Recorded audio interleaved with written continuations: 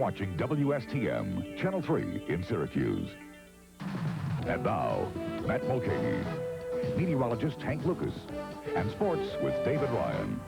This is Channel 3 News Nightcast, in touch with Central New York.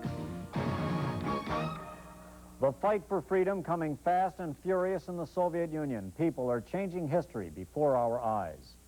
Good evening, I'm Jim Kenyon. Matt has the night off. Up front tonight, breaking up. The Soviet Union as we know it is breaking up as communism loses its hold and the republics declare their independence. Tomorrow, the Soviet legislature meets among predictions that it may recognize the independence of the Baltic republics, Lithuania, Latvia, and Estonia. And the man who will be heading tomorrow's session is Boris Yeltsin. Bob Abernathy reports. Over the past several days, Yeltsin has used his new popularity relentlessly to take power from Gorbachev. Yeltsin claims control of state communications, Communist Party and KGB archives, and the Soviet Army in Russia. Yeltsin has forced Gorbachev to appoint his nominees as heads of the Defense and Interior Ministries and the KGB.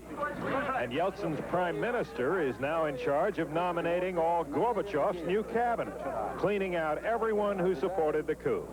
It turns out there were far more participants than we had originally imagined. There will have to be a lot of changes. With Yeltsin taking more and more power for Russia, and with one republic after another declaring its independence, the country's Supreme Soviet meets tomorrow to try to reform the government. But it's not at all clear how much political power the Kremlin has left. In the Baltic states, meanwhile, not only are the leaders plotting for independence, but revenge. Dennis Murphy reports. This is the desk that belonged to the Communist Party boss here in Riga. He's in jail now. And this man is a prosecutor, an investigator with the police department. He's going through the desk, finding old memos, shredded documents, looking for the names of the collaborators, the people who participated with the hardliners from Moscow, and looking for ways in general that the party ran its business in this country. By the secretary's desk, they found a phone that rings directly to the Soviet Army barracks and to the hated Black Beret commandos.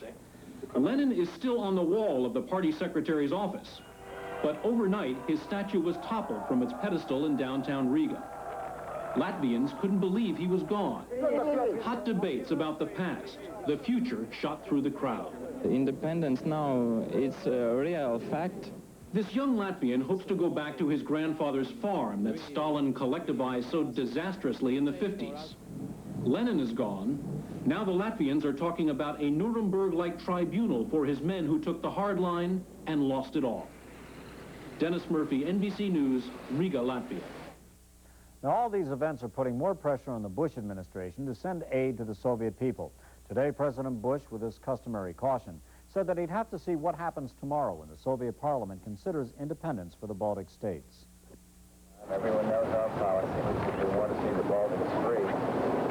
Let's see what happens tomorrow. It's going to be an interesting day. Now, if President Bush does decide to help out the Soviets, he might have a tough time convincing Congress, wrestling now with fiscal problems right here at home. And one of those congressmen the president will face is Jim Walsh, this afternoon holding a fundraising picnic in Marcellus. Walsh says the U.S. cannot afford to help now. To be quite frank, I think the Russian people, if they set their minds to it, they can solve any problem that they have.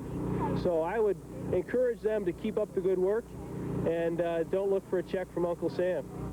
Walsh says if the Soviet people put their minds to it, they can solve any problem. And it was just 1 week ago that that failed coup began. At the time, it appeared the Soviet Union would be thrown back into oppression. The world prayed it wouldn't happen. Now those prayers are answered. Jeff Passon covered today's services at St. Peter and Paul's Russian Orthodox Church.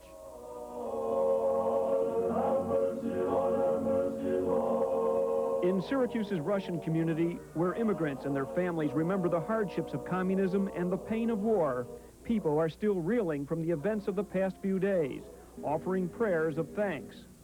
I'm glad it's finally we're having freedom down there. At least maybe we're starting on the right road to recovery from the communism.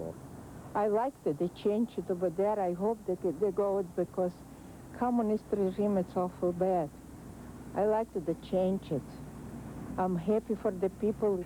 The talk this morning among some of the older parishioners inside the church is that they thought they'd never live to see the day when their homeland is free of communism. Of course, the events of the past few days have astounded everyone. Unusual, something like that in my lifetime. Never believe it would happen, anything like that. Among the parishioners, a Russian Cossack, and proud of it.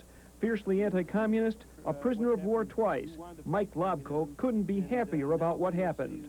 Always fight communism. My father was, my uncle was 10 years on Siberia, my brother was 5, other about 2 years, you know, and my son was fight communism in Vietnam. Years of prayer are finally answered for Mike Lobko, Yersinia Valovic, Alexander Churkin, and the others here. They can only hope these changes will lead to a better tomorrow for the next generation. Jeff Paston, Channel 3 News, Syracuse. And now with our first look at the weather, here's Hank Lucas. All right, Jim, it looks like some nice weather around the way. Checking out the view from up above, you notice a little bit of a batch of clouds scooting by the area this evening, but clear skies have moved in since then. It looks like these clear skies, for the most part, are going to dominate the weather here for the next several days. So the forecast for the rest of the night will average it out partly cloudy and a little bit on the cool side. Temperatures near 60. For tomorrow, partly sunny and warmer. Temperatures to around 85. Jim? Thank you, Hank. And when we return, a massive anti-abortion rally in Kansas and some arrests. Plus, we'll introduce you to the mayor of Syracuse's new sister city in China.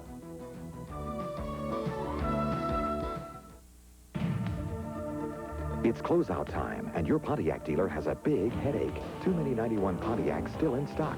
So take advantage now. Get his biggest factory cash back, like $1,000 cash back on Grand Prix, $750 cash back on Transport, both with $800 in option group savings available. Take advantage of your Pontiac dealer now. With so many new Pontiacs in stock, he won't mind. For closeout values on new Pontiacs, see your Central New York Performance Pontiac dealers. What is a leach mirror? Lights. Luggage. Laserdisc players. Exercise equipment of every kind. Cameras. Cool. Computers. Headphones. Housewares. Heaters. Hey. Music. Mixers. Microwave ovens. Electronics. Eureka. And entertainment. Rackets. Really? Ranges. Receivers. Wow. They've got everything. What is a leach mirror? No matter how you spell it, it's fun. Come see us August 31st at the Carousel Center. Beginning September 9th, Maury Povich will bring the experiences of a lifetime to 1 hour of television every weekday. The Maury Povich Show premieres September 9th. Why are homeowners choosing Comfort Windows? It's simple. Comfort Windows are manufactured right here in Central New York and are sold factory direct to you. You eliminate the middleman expenses and save when you purchase Comfort Windows.